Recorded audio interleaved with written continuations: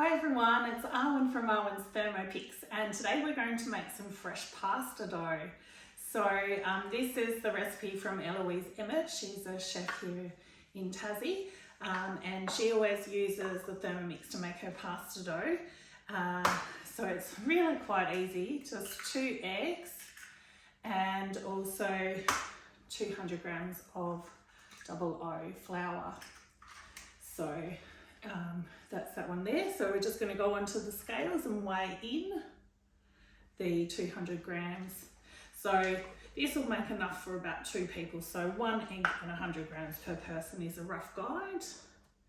And today I'm probably going to make some into lasagna sheets. Oops, I've got a tiny bit extra there, which is fine because I'm going to take that out and then just pop it on the bench for when we roll out the pasta.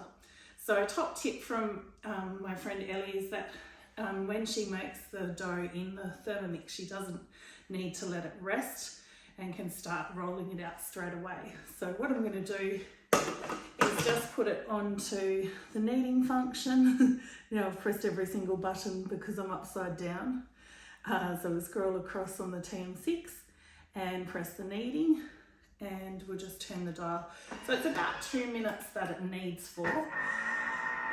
So it's probably, we probably don't want to stay here for 2 minutes while we watch it kneading, but I can just check when it's almost ready, and then hopefully we'll speed up the process a little bit. do a bit of editing through this video perhaps. It's already coming together quite well. So people are often surprised by how quick and easy it is to make your own pasta dough. So you can use dry pasta for a lot of the recipes, but that often takes a long time to cook. Once you've got your fresh pasta dough, it only takes a minute or 2 minutes to cook, which is really good. Okay, it's looking great now. So we're up to 1 minute, and we're just waiting for the next minute for it to finish kneading. So I just love making fresh pasta, and you can make all different types of flavoured pasta as well. You can put in fresh herbs, or I've even made it once, a few times actually, with some fresh beetroot puree. So it gives it a beautiful purple colour. So it's looking pretty good.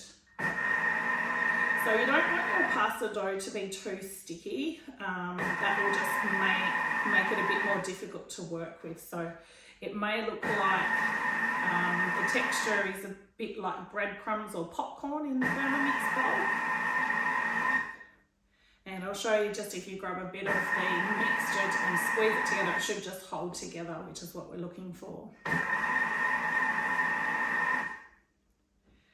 Okay, so we're just about ready now. Okay, so I'll just show you what that looks like.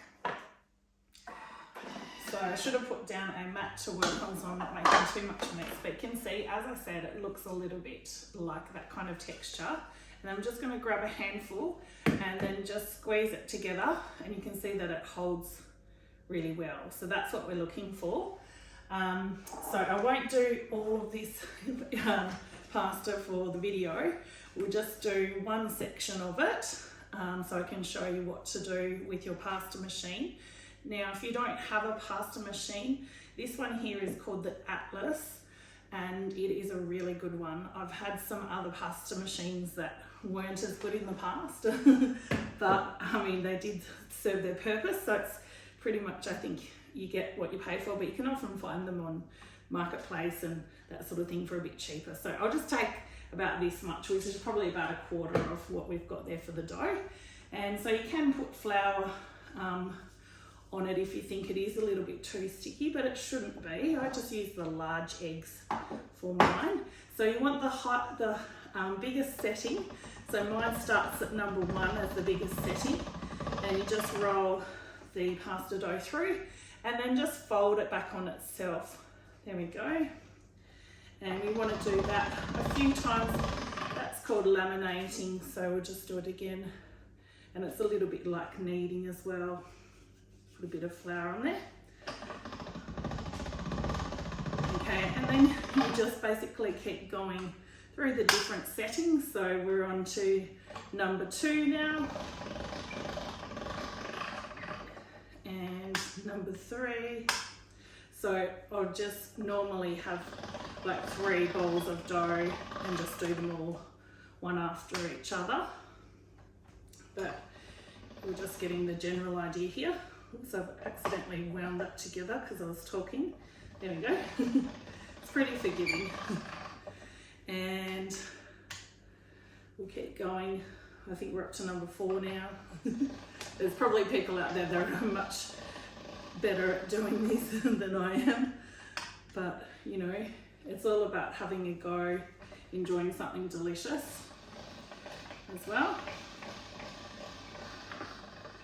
And that's at number 5. So I think I will keep it at that for making, I think I'll make spaghetti with this one actually. So I'm just going to pop the other section on and just thread it through. So when you're doing the lasagna, you probably do it a little bit thinner. And I have heard people say that you should be able to read the newspaper through your pasta. So it's not too thick because it will expand a little bit when it's cooked. And you just cook it for 1 minute or 2 minutes. You want it al dente in boiling water. So I actually do that in the Thermomix too. So how awesome is that? So what I would normally do is do all the dough together, then I boil the kettle and fill it up to 1 litre mark in the Thermomix bowl. You can put a pinch of salt, or well, a big generous pinch of salt in there if you'd like, and then bring that to the boil. And then literally just pop your fresh pasta in there for either 1 minute or 2 minutes, depending if you're going to be flash frying it in a pan afterwards with your lovely sauces. So happy Thermomixing, everyone. I hope you're going to give fresh pasta a go, and I will see you soon. Bye.